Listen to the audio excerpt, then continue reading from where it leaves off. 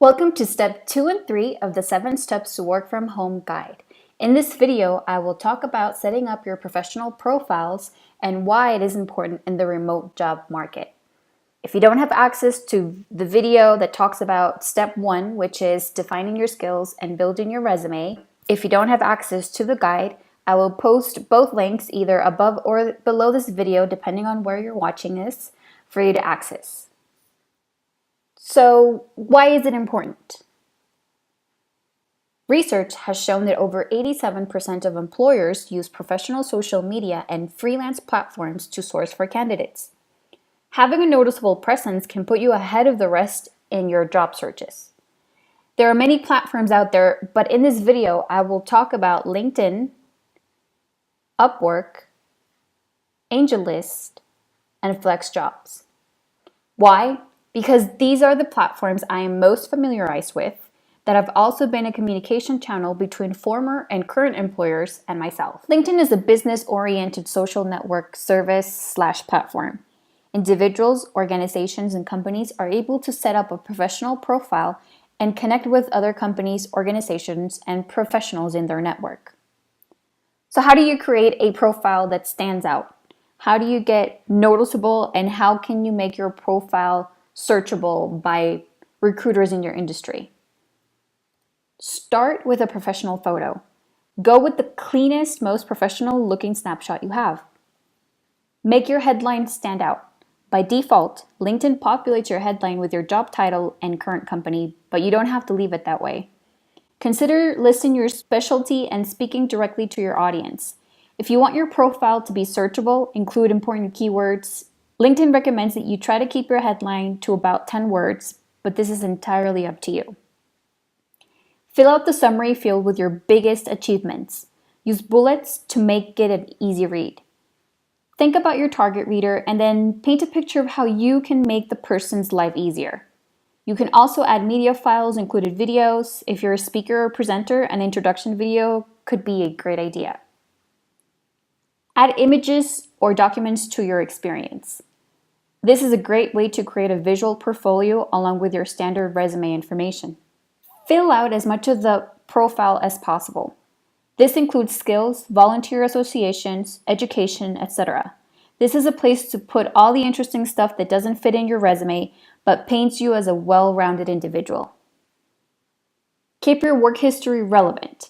You don't need to list every single job you have ever had.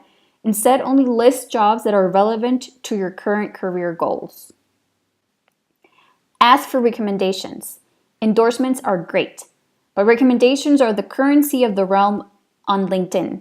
Reach out to past colleagues, managers, and associates and ask them to write you a recommendation on the platform.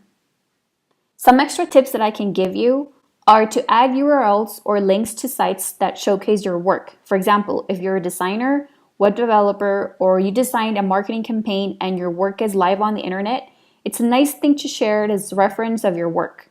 Stay active by posting relevant content to your industry.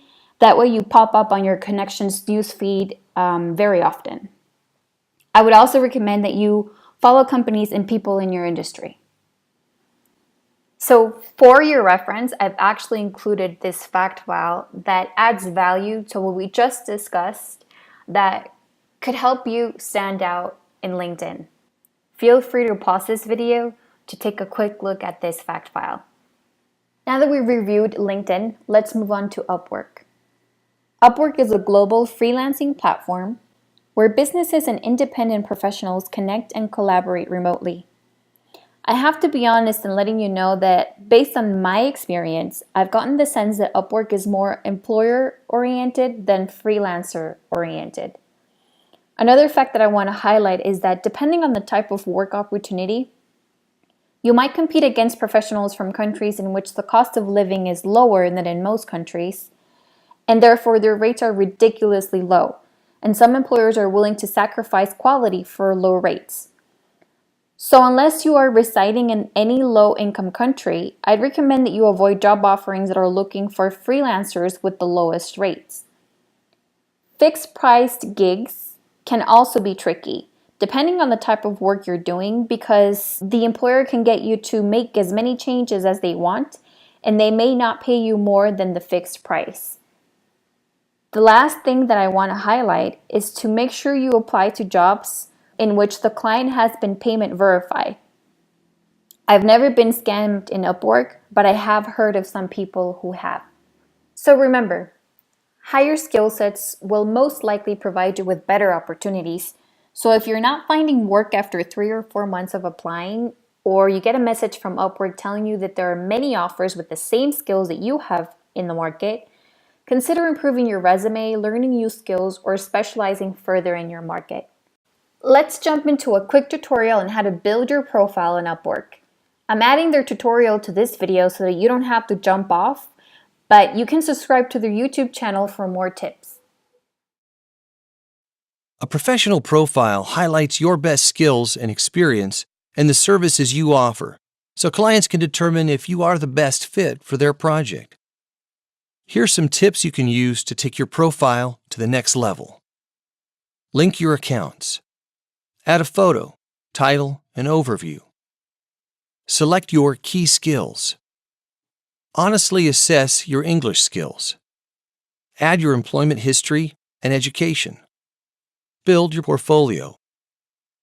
Here's how you can start building a professional freelancer profile. Start by bringing your reputation with you. Link your social media accounts from these sites to tell us more about yourself and to help verify your identity. Pick a professional but friendly photo for your profile image. This should be a headshot that shows your entire face. Also, pick a concise title that reflects your skills and the kind of projects you want to be hired for. Your overview is the first thing a client sees, so make sure it's written in complete sentences without spelling or grammatical errors. Add 3 to 5 of your strongest core skills here. Doing so helps clients find your profile when searching for freelancers. Most activity on Upwork is in English. If you're not a native English speaker, provide an honest assessment of your English skill level here so your clients won't be surprised and possibly disappointed. You can add other languages to your profile here. Add details to your employment, education, and certification history to highlight your past experience and build confidence in your abilities. Finally, add 3 to 5 examples to your portfolio and update this regularly. Clients like to see examples of what you do and how your work has evolved. That's it. After building a complete profile, you're ready to start submitting proposals. Modify and add more details to your profile as you discover what matters most to your clients and what helps you stand out from the competition. Thanks for using Upwork. Check out our other videos for tips on finding the best projects for you. Now that we've covered Upwork, let's move on to AngelList. AngelList is a US website for startups, angel investors, and job seekers looking to work at startups. Created in 2010, the platform has a mission to democratize the investment process.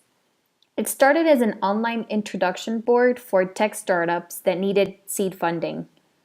What's important to highlight here is that because you will be working for startups, you might need to roll up your sleeves and perform work outside of your role. I personally enjoy these types of opportunities because I get to showcase all of my abilities, and watching companies prosper and grow gives me a really great feeling. So if you don't like chaos, stay away from this site. I'm not saying that all of these startups are in this status, but it is something for you to consider.